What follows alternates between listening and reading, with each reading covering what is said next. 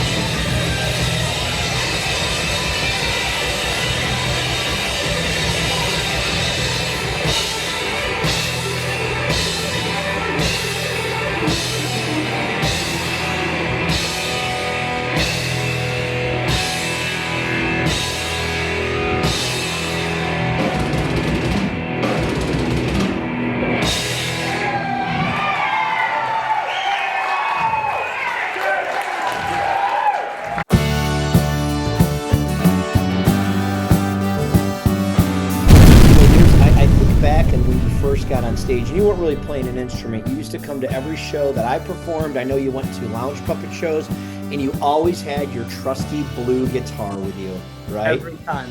And you just looked for it. You still have it, I don't did. you? I was like... You still have it, don't you?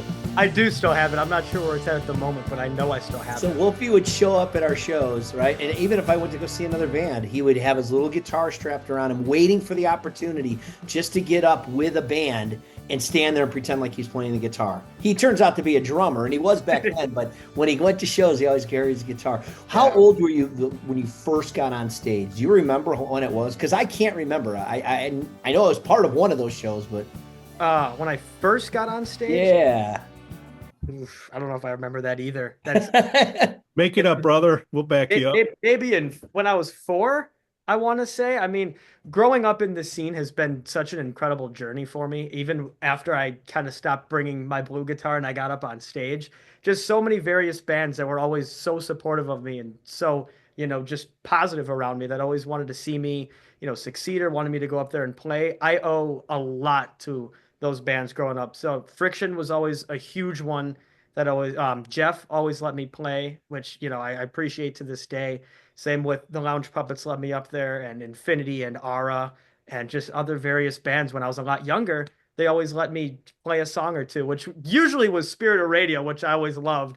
But I owe so much to those bands growing up, and, I still do today. So you grew up with Zeppelin, Rush, all that good stuff. Like, is there anything else, besides us old people's music that you like out there? Some of the newer stuff that you like to do, or it's just too all electronic now? Well, yeah, it depends. Like the rap and stuff that some of my friends listen to, I'm not the biggest fan of. Some of the songs I can get into, but a lot of my friends over time have liked rock now all of a sudden. So that's been a great thing for me. I can go into somebody's car and I can hear Maiden now for the first time. But a lot of my friends like some of the older stuff, which is called dad rock now. So the 2000s stuff. Wait, hold on. What's it called? Dad rock. It's called dad rock. Yeah, That's you dad got yacht rock, you got dad rock. I've never heard that. Yeah, so dad rock is just like Creed, Nickelback, Avenged Sevenfold, Shinedown, Daughtry, bands like that. So I love that a lot. That's uncle music. Right. Younger There's uncle. so many middle names for it now. It's ridiculous, but that stuff I like a lot, and especially trying to challenge myself on some of that music too, because like a Slipknot or Avenged Sevenfold, that's all double bass heavy, and trying to do some of those songs single pedal is always a great challenge for me to try and do. And so that would be kind of the newer stuff that I listen to, is some of the dad rock as it's called now. So you youngins, with the Spotifys and all that out there, you have millions of songs to choose from. How does it go, like in the car, wherever you're traveling? Like, does anybody listen to a whole song, or it's just skip, skip, skip, skip?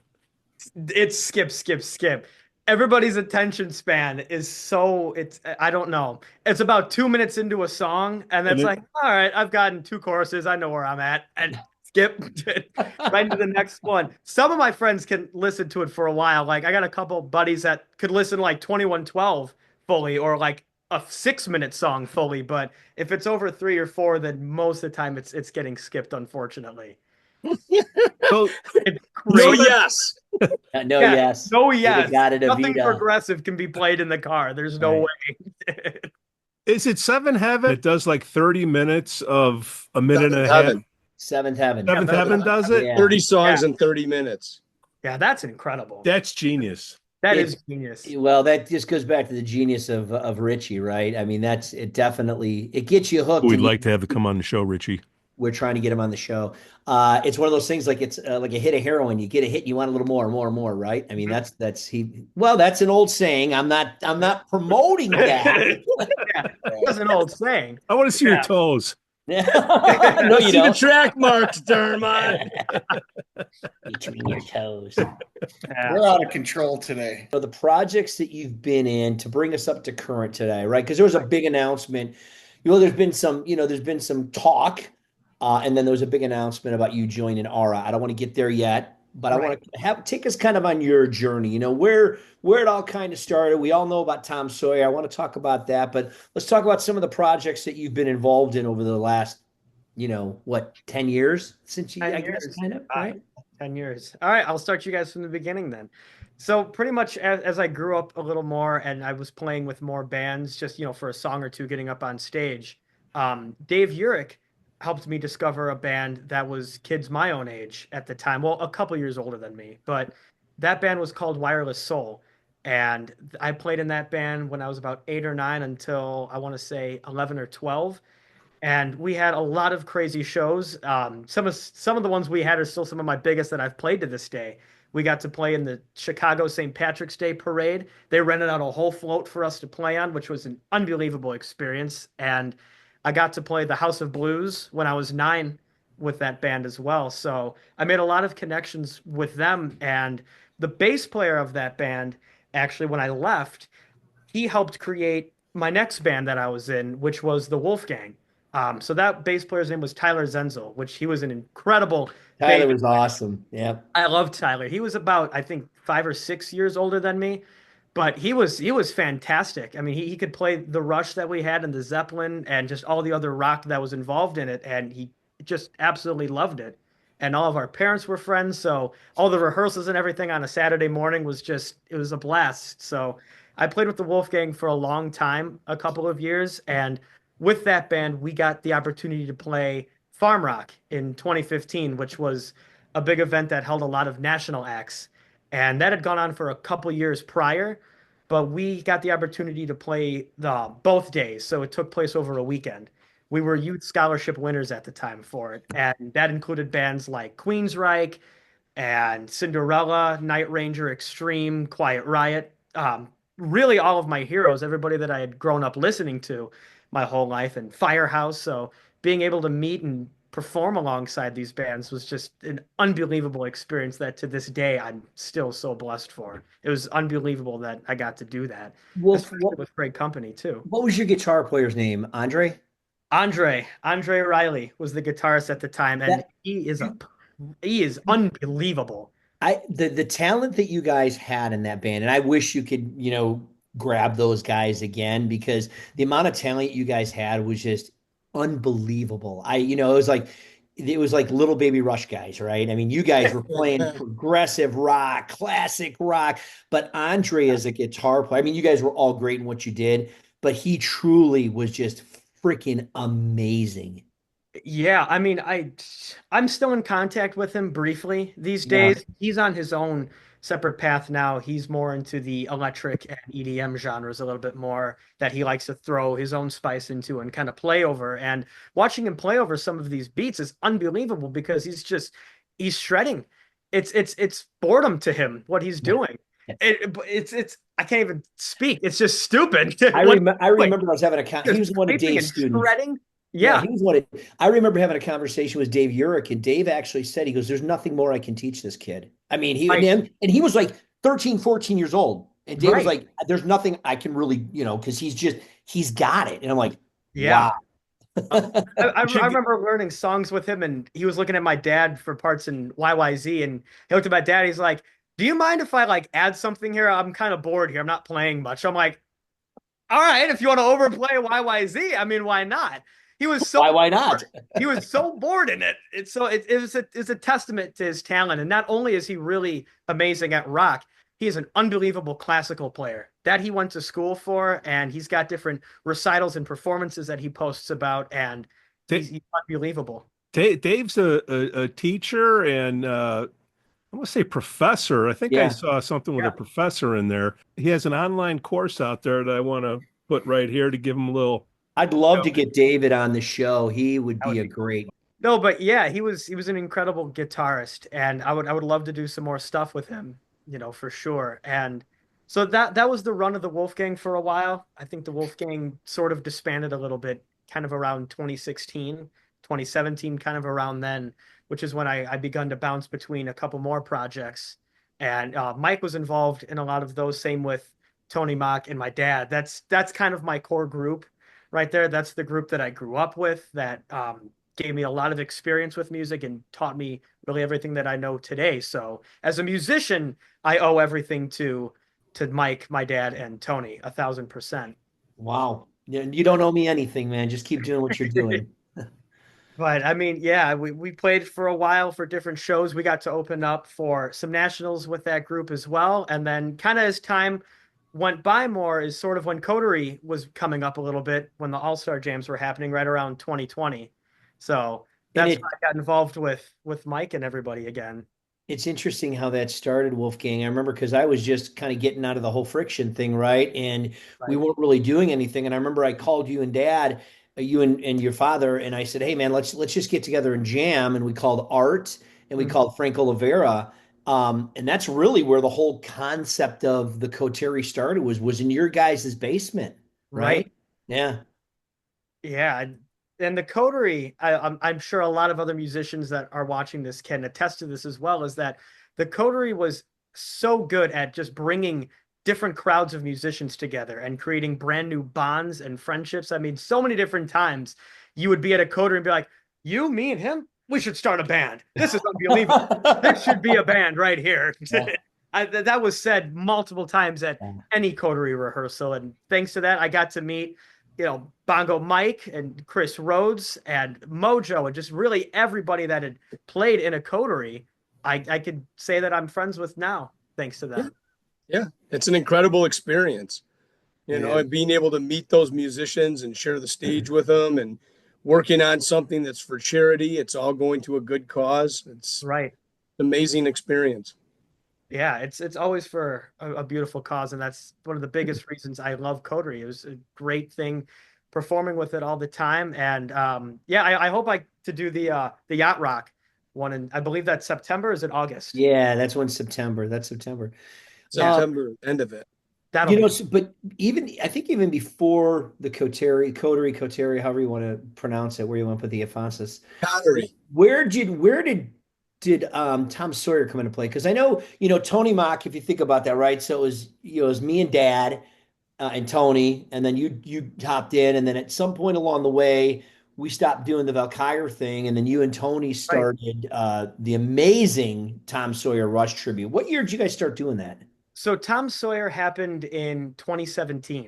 2017. So Okay. a little bit after kind of the Wolfgang and everybody split apart, me, Andre, and Tyler, that's when I was just playing, select shows with you guys. And then Tony had reached out to me, and he knows that I'm one of the biggest Rush fans he'll meet. And so that was perfect for us. And that kind of started because we were performing in my basement one time, my dad, Tony, and myself, and we did Anthem and I think maybe What You're Doing. And Tony did vocals on that, and he kind of had an epiphany at that time. It was a revelation for him that he thought that this would be a perfect thing, and he was right. It was a perfect mix, and he's very, very good at Yeah, singing he kills it. Rush vocals. He is unbelievable. And not only can he do that, he plays the bass to perfection with it, and he's got the keys and his laptop and the foot pedals. I can't even really watch everything that he's doing. I'm just going to get dizzy, but he's got a lot going on. So it's incredible. But that happened in about 2017 and is still going to today. And How long did it take? How long did it take you to get your core kit together? Because I saw Rhodesy, he plastered up, I don't know, a new picture of his drum set. I'm like, oh, that looks nice. But how do you?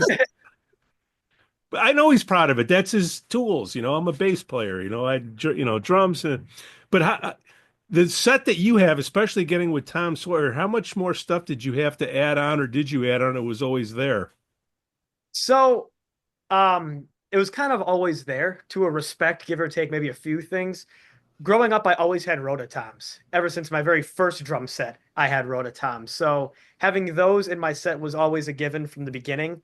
The things that I added in more were like my Roland Octopad, my xylophone, and my chimes. Those were the three that kind of got added on along the way.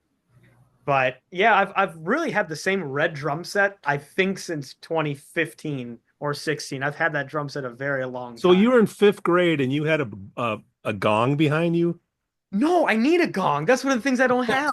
I would love a gong. You don't want one, man. I'm telling you, hauling that thing around, no way. Pain in the ass.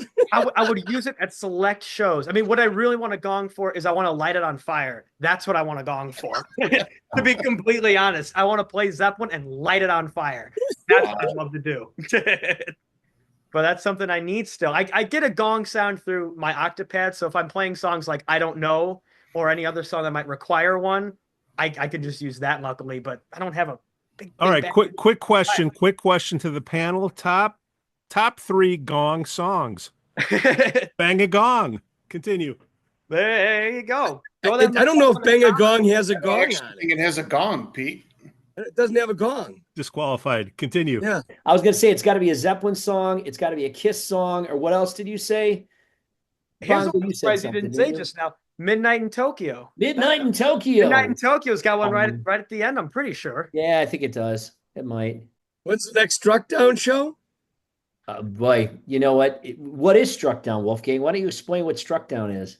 Yeah, so Struckdown is that's our YNT tribute band, which we've always talked about doing for the longest time. But we sat down, Mike, Dad, myself, and Gerald Guzman and Steve Mancini and Mojo, and we formed Struckdown. So we have a couple of shows under our belt from Sundance and from the Rock House, I believe, too. And it's incredible to play that. I've grown up playing YNT thanks to somebody. I've always played that stuff. So I absolutely love that. That's where I get my foot from a lot is YNT and Zeppelin. Well, there's so much similarities between Leonard Hayes and John Bonham, right? I mean, they had Yeah. those fast right foots and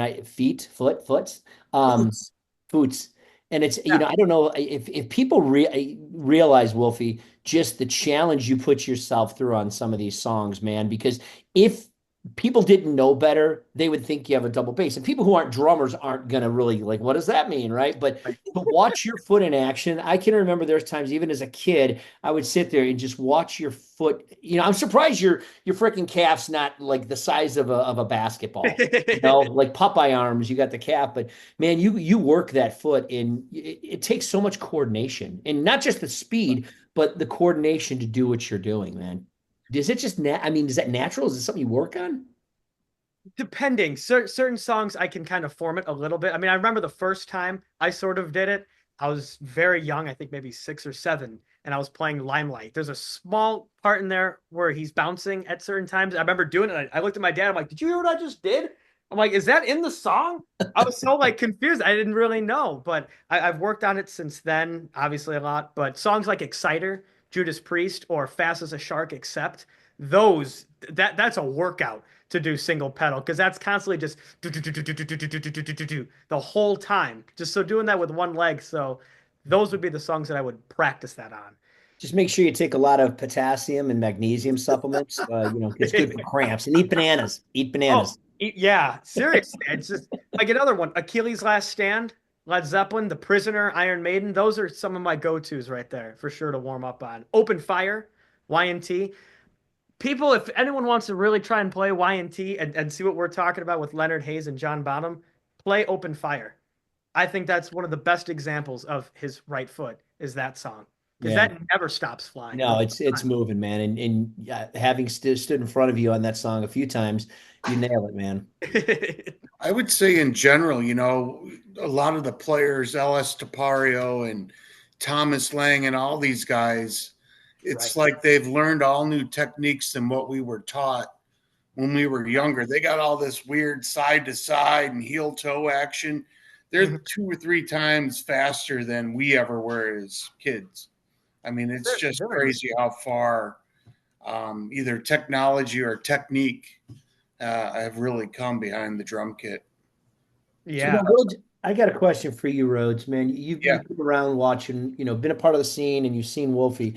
As an older drummer, older than Wolfie, right? You're not an old drummer. You see this kid coming up, man. What was your impression when you saw Wolfgang? I want to hear from another drummer's perspective. You know, I have a lot of respect for him. I mean, he's great. You know, he's put in the time. I always say that about Wolf. He is obviously put in the woodshed time. His technique. I always tell him, shit, if I had his hand speed, I would be king of the world, man. I'm telling you right now. So I'm one of those. I'm a fan. I admire him. He's like my little brother, you know. So I think, you know, I've been lucky to be able to meet Wolfgang, and you know, I didn't know Tavo as long as you have, Mike, but you know, Tavo and I go back a long time as well. And you know, just watching Wolf just progressed to what he is now. And I mean, sky's the limit for this guy. It really is. You know, the one of the other cool things about Wolfie is, I mean, his and I don't want to embarrass you. He's a very intelligent young man, right? I mean, he's in school. He was always getting good grades, never got in trouble. But there were times when Wolfgang, from what I understand, Wolfgang, keep me honest, there were times when you would be punished, you'd be grounded.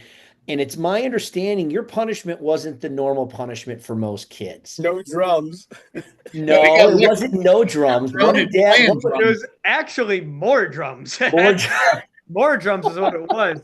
Every time, if I would ever get in trouble, my dad would be like, go downstairs and learn Moby Dick right now. I'd be like 7. Or it'd be like, learn Working Man, all the rules to stage. Or some other things, you know, certain drummers ask me about it sometimes, if they're watching me, is that most of the time I'm playing like this, but there's a lot of other times that I play with my left handed. Yeah. Too. I play open-handed quite a bit for certain songs, and sometimes that comes from a state of comfortability if I'm kind of, you know, being lackadaisical, or, you know, just if it calls for it, if there's certain accents that I can better hit open-handed. But that kind of came from my dad when I was a lot younger, because he'd always be like, play this song one-handed, or play the song with your left hand instead. It would always give me these outrageous punishments. I'd be like, what? Okay. Yeah. And that helps you build your coordination, your speed, your accuracy, all of that stuff. I mean, it was truly a blessing in disguise that you get grounded to your drum set. Yeah. Yeah, I know. I couldn't have picked a better punishment. That was perfect. Just put me behind a drum set the whole time. That was good for me. So what is the best solo of all time? I still have to say Working Man. I might be really biased, but I really like the Working Man Rush drum solo. I think that is a phenomenal drum solo, and I think that it's really held its legacy over the many years since it came out, and I think 1976 up until now. But I've always liked Moby Dick, especially the one off of Song Remains the Same, or Bonzo's Montre. The live version, yeah. But yeah, I think Bonzo Montre off of How the West Was Won. I'm sorry if that's wrong. I can't remember that album name right now, but Coda, isn't it? Downstairs, go practice your drums. You got it wrong. I'm wrong. I messed it up. All right, I'm gonna leave. I think it was on Coda. But speaking of bass drum speed, that's another one of those Bonham tunes that your bass drum has got to be on point for that. I used to throw that in part of my solo for a while. I had a solo that my dad and I crafted when I was very young. We had like a big whiteboard, or not a whiteboard, but it was like, basically was a whiteboard. I think we got it from you, Mike. I think that came from one of the old Friction spaces. But we wrote a bunch of stuff on there, and we, you know, numbered it out like 1 to 11 or 12, how many different parts of it were in there. But like number 3 or 4 was a section from Bonzo's Montre, and that was always a fun thing to do. And I did that for years until I started doing the Working Man solo more often than not. Bongo, what about you? How about any of the like classic drummers, like Buddy Rich? You ever watch what those guys had done back in their day? You know, I know that was big band. It wasn't necessarily rock, but right. Watching how he does his solos, you ever check out any of that stuff? There are a couple of things that I want to do from Buddy Rich and throw in my solos. I've never gotten the chance to do them before, but I've watched a lot of him. Same with Gene Krupa and Elvin Jones, a lot of old drummers. I really am a big fan of Billy Cobham. I think he's a fantastic drummer who Mike Hansen showed me, actually. So little shout out to Mike Hansen. Thank you, Mike. But a lot of those old drummers. Since Pete always wants a drummer perspective, I'll tell you that, you know, the stuff that Buddy Rich was really good at, single stroke rolls and all that stuff, right. Wolfgang's doing them. Neil was a huge fan of Buddy. And, you know, Wolfgang's already doing Buddy Rich solos. He just calls it Neil. But sometimes you would watch like Buddy Rich, and he's actually tapping on the rims of the drums, right? It's little things that he throws in that I think are really cool that a lot of people don't think about, but he's actually doing a rhythm on the rim and then coming back and doing something within the context of the drums. It's very cool. Yeah, it's very cool to watch that stuff. Drummers Mike, what I wanted to hear was, what is your favorite solo? I'm guessing something with Santana. Well, wait, for a drum solo? For you, yeah, your percussion kind of solo, dude. Come on, like, what do you like to play? What's your favorite?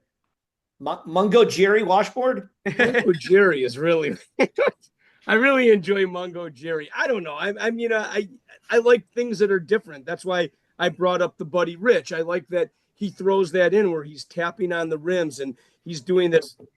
There's something's on the rim, and you're like, it's pretty cool. And that's just not just doing it. But I mean, I would say, from a drum solo standpoint, if YYZ has always been very cool. There's some great live footage out there of folks doing drum solos. I've also seen some really awful drum solos where they shouldn't have been a drum solo. And I'll give you a great example. I can't remember the drummer's name, but I went to the Vernon Hills Fest and saw Eric Burden and the New Animals, right? So it's Eric Burden, and he's got a couple other musicians with him. And this guy proceeds to do a drum solo that just really sucked. Honestly, it sounded like it was. Show the Animals some respect. Yeah. Look, I love Eric Burden. But I mean, his drum solo was really terrible. And I kind of looked at my cousin. I'm like, that wasn't very good. Like I probably shouldn't have done a drum solo in that song. It sounded like he was playing with one left hand and 2 feet on backwards. He just didn't flow. It was like kind of chaotic. And, I think if it's crafted well, it doesn't even have to be long. Sometimes, you could have a drum solo that's, 3 minutes, but it's really tasty. It's the way they work it and the little nuances that they do. But as a percussionist, Mike, what's your favorite solo? I mean, Ricky Ricardo, what do you like? I'll tell you, I got to tell you, it depends on what you're talking about. If you're talking about congas, then, I think, you're looking at stuff that, Raul Ricao from Santana does some great conga solos. If you're talking about timbales, Sheila E. I mean, watch what Sheila E. does. You should have been a politician because you do not know how to answer a question. Yeah, just give us a fucking song. You, dude, all day long. Well, I there's this one guy who does this one thing, but there's another guy who does another thing. Here, Bongo Mike, watch how it's done. Rhodesy, what's your favorite solo? Actually, the first drum solo I remember, and I'm going to stick with the Rush theme here. In Modern Drummer, and I want to say it was like 1985, 86, Neil did a Pieces of 8 that came on a little square record that was inside the Modern Drummer. And I mean, I'd never had heard anything like that. That's the first time I think he started playing that MIDI cat and, all of that stuff. It forever changed. Neil forever changed how drum solos are played from that moment on, with the backing tracks. He was really that, groundbreaking. I do recall being second row at Rosemont Horizon for the Power Windows tour. And I think we talked about this when we had on Tom Sawyer. And I remember that, Neil Peart was surrounded by drums. So in front of him was his acoustic kit and behind him was his electric kit. And he literally swiveled around on the solo. That was pretty damn incredible to see. Was that the show that Marillion opened for? Yes. Them? Yeah, yes. I slept through that one, man. Marillion was horrible. What a boring ass band. What? Oh, they were terrible. But we terrible. Love them. Great people. Nice now. Rush was great. Rush was great, but Marillion. You know what it was? It was a weird pairing because you had this hard rock. Oh, you had an awesome band and a really bad band. Yeah, that was a bad pairing. Yeah. Here, how about some wine and I don't know, vinegar and some turkey? Hey, Mike, it was a little bit of a mismatch, but yes, that was the show. Marillion. I was there. To a lead singer, Mike Dermont, how important is a good drum solo? Wow. Not that important at all. Isn't that your break? Hurry up and get off the stage, man. Isn't that your you towel off? It's just no. There's other ways to do it. I'm not a big fan of drum solos. I'll be honest with you, because I'm not a drummer, and there's things that drummers do that I'm really impressed with, but you can only do that for so long. I've heard Wolfie's drum solo. It's a great drum solo. I love what he does, but day in and day out, I wouldn't want to listen to it personally. And that's nothing against Wolfgang. I've heard Mike Hansen do his, and it's really tasty. But after a while, it's just kind of, to me, they're time killers, and you're just looking to fill, it's Give like a long somebody a guitar break. solo. It's after a while. I can't stand to listen to Yngwie Malmsteen because it's the same, Are you saying you regurgitation. don't want to break on stage? Like you don't need a break on stage? You're Superman? That's what you're saying? There's always places to take a break. I don't do I yeah, it just depends if I need it or not. But to me they're just areas to kill time. All right, never Sorry, mind. that's just how I feel. That's not taking away from anything. On a dead on post. It's an honest opinion, Mike. Yeah. I mean, there's nothing wrong with saying that. I think a lot of times drummers love drum solos, right? Because they want to see what that 100%. guy's doing. Yeah. But yeah, I mean, like if you ask my wife, what are you doing during a drum solo? I can guarantee you she's going to the bathroom. Yeah, it's kind of like when I hear guitar players do a solo. I love originality, but if you play freaking Eruption by Eddie Van Halen, I'm going to the bathroom. It's like really you can't come up with something else, and it's just it's one of those things. I mean, that's just my personal opinion. Okay, sorry I asked. Why am I getting that? Damn it! Why did you ask me that question?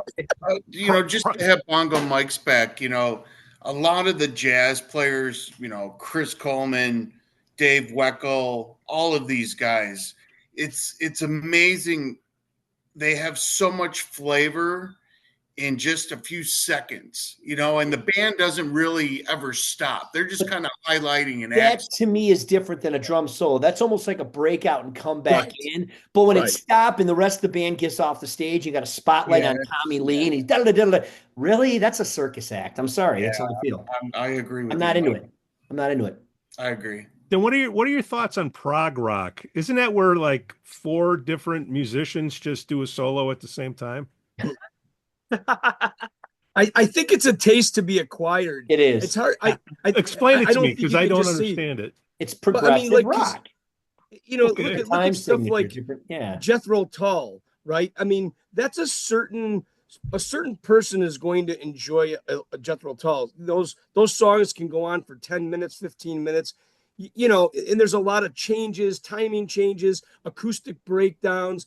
I mean, that's not for everybody. I mean, that is definitely a taste to be acquired. But to that point, when you're talking about those kind of bands, I think that's the difference between when you have an original band versus a cover band.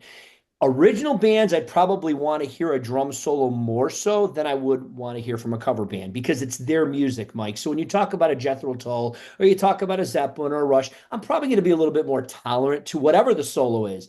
But when you get a cover band covering someone else's solo, it's kind of like, okay, I don't know. It just doesn't really do anything for me. Well, to me, it's more progressive rock is more about the musicians being bored and want to play stuff that entertains themselves versus entertaining the crowd. Because nobody wants to hear that shit. We need guys like Pete Durbin on here to talk and Jet and maybe Brabowski to talk about progressive rock because I am not the guy to talk to you about that, man. Wolfie, what do you got to say? I agree that I love all the people that do progressive rock. I believe that it is an acquired taste for sure. There's certain progressive bands that I can't really listen to because I think there's too much going on. And I mean, as dull as that might sound, it loses my interest if there's too much going on.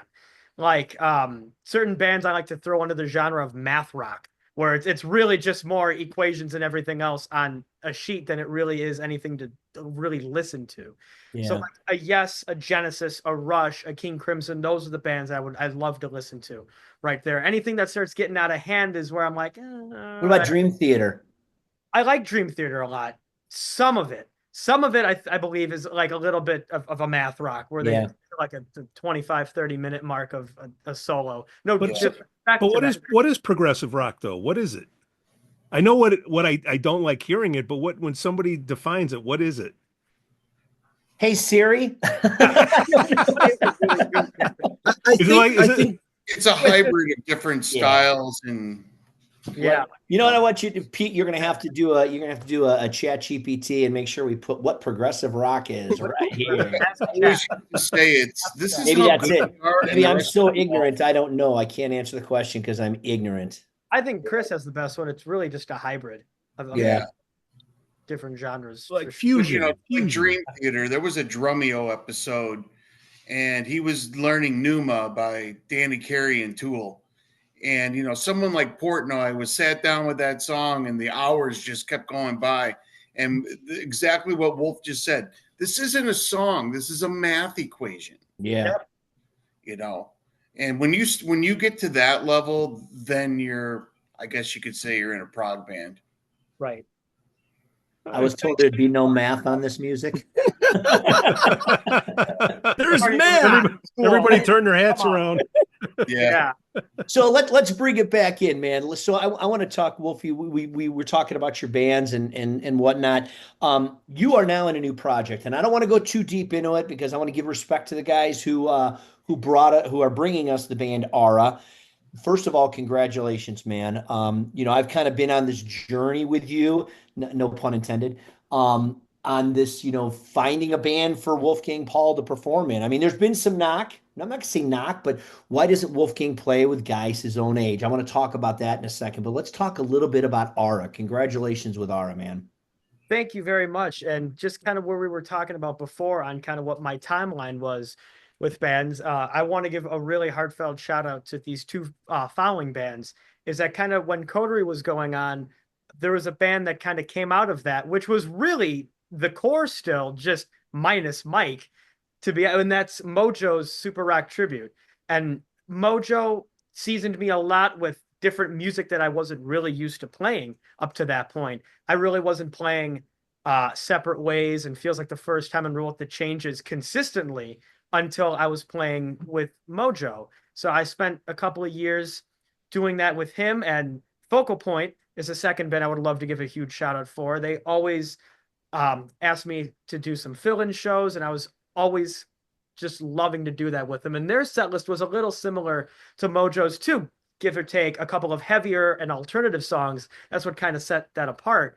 And just learning that music from them for the last couple of years has really seasoned me in that genre more, because I've had to play it out in 2-3 hour shows consistently for the last 4 or 5 years. So I really want to give a big thank you and shout out to those two bands. Good call, man. So now with ARRA has such a great mix of what I've been playing in there and things that I haven't played before. And it's just, that's the genre that I love, the classic rocks, the Rush, the REO, the Boston, the Styx, all stuff that has incredible drumming in it too. I mean, Come Sail Away by Styx. Most people might not think there's a lot of drumming in that song, but there's quite a bit of fills that are happening throughout that whole song. And just different Boston songs that have so many intricacies in them, and we don't even need to talk about what the Rush is. But so Van Halen and everything else that they play, I've fallen in really well with it, and the chemistry has been very high amongst all of us, and the rehearsals have just gotten better and better and better as time has gone by with them. So what's your biggest challenge with ARRA? I mean, obviously there's music that you're familiar with. There's music that you haven't played before. If you were to sit down and look at that list, is there one song in there that kind of gives you the sweats? There's a couple of them that I was really unsure of at first until I really got to sink my teeth in them and study in them a little bit more and really dive deep into what's happening within the song. And one song that I would like to talk about would be Right Now by Van Halen. That song is incredible to play on drums. I mean, at first time listening to it, there's so many weird syncopations that are going on in there and things that are coming up on the up and on 7. It's weird to listen to at first. And then I really sat down and I studied that and I watched different videos of Alex doing it live. Because, sometimes in songs like that, I like to see how it's perceived live. Right. Some songs are really just geared for the studio. So that was one that I wanted to see live, and just learning where those hi-hat chokes are placed and how to come in on time with the toms. That has been really fun for me to try and do. Yeah, so, just an open hi-hat pattern with the ride cymbal. That's a hi-hat tune. Yeah, there's a lot going on in that song, and to play it right and just note for note that's a challenge. There's a lot going on in there. But probably one of the most underrated drummers for sure. I believe 1,000% that he really is. Even in like Jump, which is probably their most famous song, the drumming in that song is incredible. That entire middle section where the guitar is, those aren't just typical drum beats that he's playing. Neither when the synth solo. Our way through it, Wolf. It's wild what he's doing there. It's so cool. So do you think people are going to be surprised when they see you back there playing that stuff? Because let's face it, man. I mean, you're stereotyped as this Rush drummer, and now you're taking on a whole different genre of music in your set list. Do you think people are going to be surprised? Depending on maybe how long people might have followed me for or anything up to this point, but I think that they're going to be very happy for sure. I mean, I could say that the band sounds incredible. It's been an absolute blessing to work with such incredibly seasoned and experienced musicians that have taught me so much already in, this short amount of time. Yeah. And we've got our set list out for the first show, and I think people are really going to be excited about it. I mean, we're coming out swinging for the first couple songs, that's for sure. Right. It's awesome. Yeah, where are you playing? It should be a great time. I think it's going to be a packed house. I'm super excited to see him, man. It's like watching my own kid getting up there and kind of, hitting the big time here. So it's really exciting, Wolfgang. I'm really proud of you, man. So Wolfgang, on in terms of ARRA, they got a busy schedule coming up. How's that going to affect your time with Tom Sawyer? Are you going to still be able to sneak some Tom Sawyer gigs in there? Yeah, so a lot of people have asked me, and some people are under the impression that possibly Tom Sawyer is done now due to me being an ARRA, but I'd like to clear that up and say that Tom Sawyer is still in fact playing. Excellent. And our next show will be October 24th at the Broken Oar. Excellent. So we're still playing. I requested some time off in this summer just to kind of get acclimated with everything. And Tony and Kate have Hitwave 80s that are going on, and Tony wants to concentrate a little bit more on that as well. So it's kind of working out naturally, and it's very smooth how the transition has worked. But yeah, I believe kind of out of these busy months, Tom Sawyer will definitely be playing quite a bit again, for sure. Well, and I think with Tyler too. Tyler, he's got his other project with Bon Journey, right? So he's going to be working on that. That's going to free up a little time for you. I'm trying to think, is there anybody else in ARRA that's doing any other projects? Now, those are the two main ones that I can think of. But Right. to that point, I think you're going to have some time. For sure. Yeah, I definitely will. I would just like to kind of get past the summer and all of this first off, and then kind of explore some new opportunities. That's when I'll really be ready for it again. Are you going to get a chance to sing behind the drums? It's possible. It's getting talked about. You might see Turn It On again. There's potential on it. Excellent. It's talked about, but that would be something kind of way off in the future. These guys, they're going through some new songs right now that they've talked about doing for years and just kind of never got to. And there's some new songs and opportunities that are being opened up now that they want to explore. And though that wouldn't be something kind of maybe after the summer, way towards the end of the year. But there's a couple cool songs that they want to try out now that I think the scene would absolutely love. Well, and the other thing, I don't know, are there any other musicians in ARRA that have the ability to play the drums? Can anybody else get behind the kit? Kevin can. Kevin Connor can. No, Connor can play that's good drums. to know, because I don't know if people realize, Wolfie, you're not just a drummer. You're not just a vocalist. You also play bass, and you do play a little guitar. Are we ever going to see Wolfie get up there and play bass or guitar with ARRA? That would be crazy. That would be funny to see. That might have to be a question at the next rehearsal. Be like, "Hey, Steve, you might have bass real fast for this song." I'm happy to have that conversation with him if it needs to take place. That would be hilarious because Kevin can play drums. He's told me before, so Yeah. I would love to see that and be like, Kevin, let's switch real fast. Go That's back there awesome. for a little bit, but it's gonna be cool. I know those guys would love to be on here for sure and touch base on some more questions and a little bit more on it. Yeah, But absolutely. it's been a great journey with them, and I'm excited to really work with them now and get everything pushed out into the summer. Chris Rhodes, drummer for hire. Where are you playing? Well, let's see here. I picked up some new shows. So That a boy. first coming up is May 25th with our friends in Focal Point. Place out in Verona, EJ Cars, I think it's called. Never heard of the place. All I know is I'm not even sure where Verona is at, to be honest. My Verona. Yeah, The money exactly. is. And then I got a couple of shows with Renegade Wildflower, June 6th. So I'm going to be bouncing between Renegade Wildflower and Focal Point most of the summer. Got it. I got a schedule on my Facebook page, so if you want to see where I'll be, or I if you saw need a that. drummer to fill Very in cool. that dates. Yeah, That was a really cool post. I loved seeing Nice that. job. Yeah, nice thanks, job in that, guys. Rhodesy. Yeah. Oh, that's a nice post, Rhodesy. Yeah, thanks, man. Looks Well, really you know, it's funny. Rhodesy, I've you been in should- product marketing almost my whole life, and I've never tried to do anything like that for myself. Dude, you Usually, I gotta just take, whatever band throws out there for the invite, and that's what I use. I like how Pete calls you Rhodesy for hire. That should be your page, Rhodesy for hire. Rhodesy for hire. Yeah.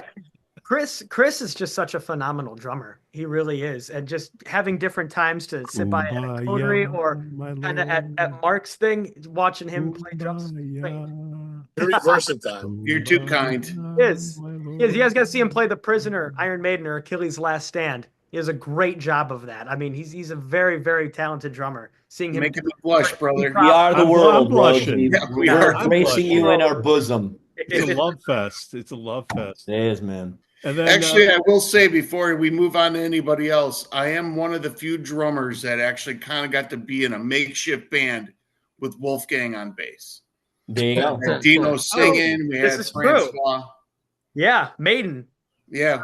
Yeah, we were supposed to do the Maiden, but we did Priest. Yeah, we ended up doing We ended up Priest. doing Priest. Yeah.